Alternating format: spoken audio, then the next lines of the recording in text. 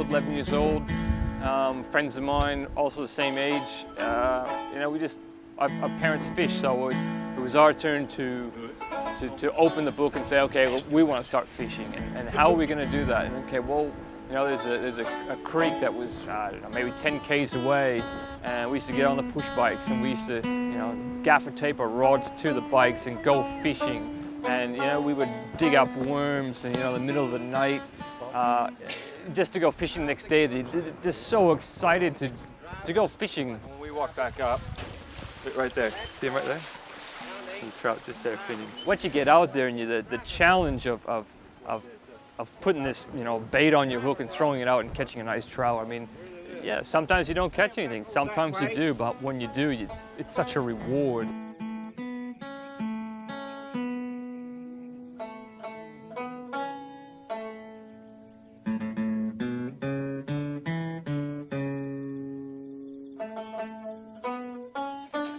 That's what I always remember about Opa. You know, he was just a happy fellow, and you know, I look at Pop, and he's the same. He's happy, and I think fishing in our family has brought us all together in that sense that, you know, we can all go fishing and we can all enjoy ourselves.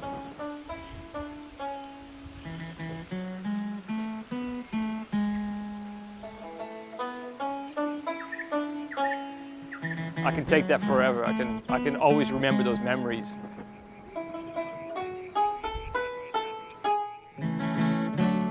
Come on, I'm with you. When I'm fishing, it's quiet. I love fishing where all you hear is water just breaking over rocks. You know, slight noises, crickets, birds, whatever. I love the serenity of fishing. You know, like, I don't have music playing, my iPhone, I get to a certain point, I hit EBOR and I look at my phone and there's no reception. And that moment, I know I've just dropped off the end of the world. I'm now in Jack space.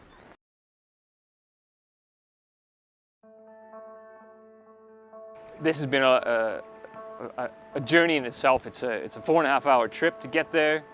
I've done it on a crazy weekend, gone from a Saturday afternoon, get there by Saturday night, fish all Sunday, go back Sunday night. It's a hard, fast weekend of trout fishing, try to compact everything in, and then by Monday, you know, I'm back at work again.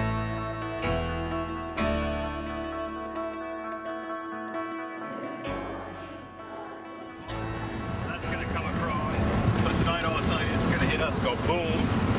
We're gonna have a good thunderstorm, and then it's going to be cold behind it.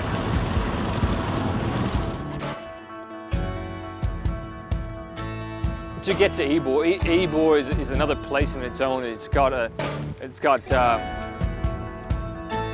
basically drive down to Coffs, you're on flat ground all the way to Coffs. You hang a right, drive another 30 minutes, all of a sudden you get to the bottom of the mountain. You look up, that's the top of the mountain. That's 1,000 meters you're gonna climb. Basically, you start driving up, you're winding up, you get to the top, you're at Dorgo. You've just gone from sea level to 1,000 meters. Now you're in trout fishing heaven, Mecca, whatever you might call it.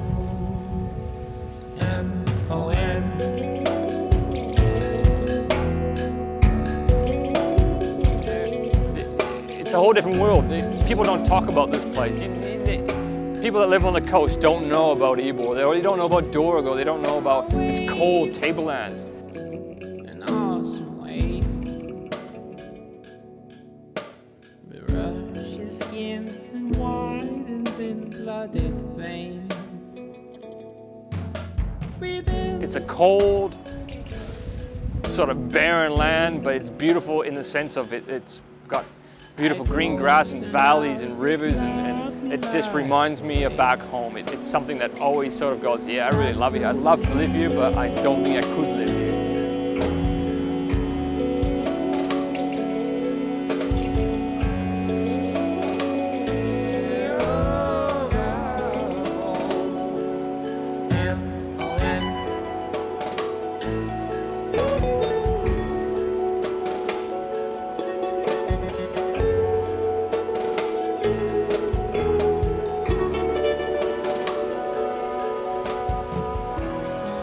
nothing better than coming back to camp after fishing and say, you're fishing an EBOR and you catch a nice, say 1.5 pound trout, and you've cleaned this fish, and you're just thinking, oh, if I didn't have this, what am I going to eat?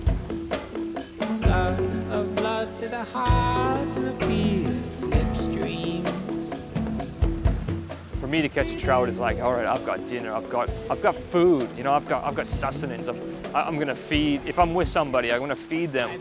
So for me, I'm cleaning that fish, and I want every little bit of that fish. I don't want to waste it. I'm about using up my resources. And what are you doing with your time? And I feel like if I'm fishing and stuff, I feel like I'm using the resources that I've been given, and I love it. I love fishing. Same thing for me. When I learned how to fish at a young age, you don't forget how to do it because the fundamentals are implemented into you. You see what you have to do, and you know how to conquer it. Like I say, there's a start and a finish. Fishing's the same way. You see the fish, you get a rod, you get a reel, you get a line, a hook, you bait it, throw it in the water, you catch fish.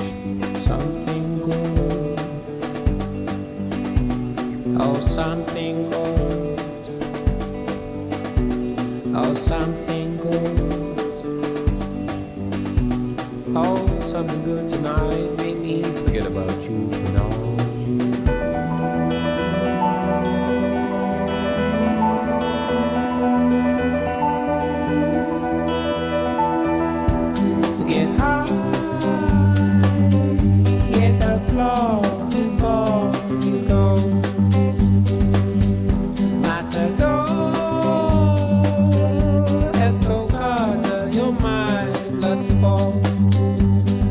Trout are very, they can feel vibrations, they can sense something is there.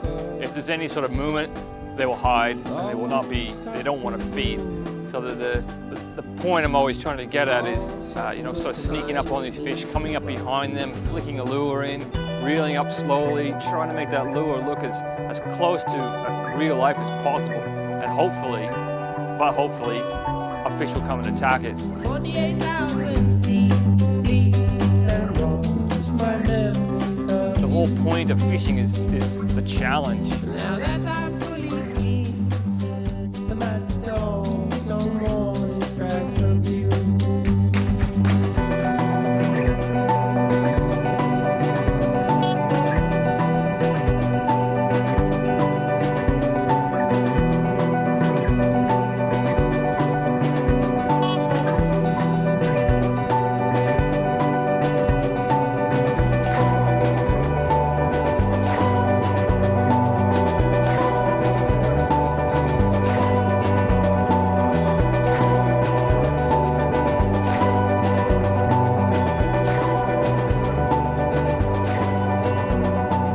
I hope you enjoy this adventure.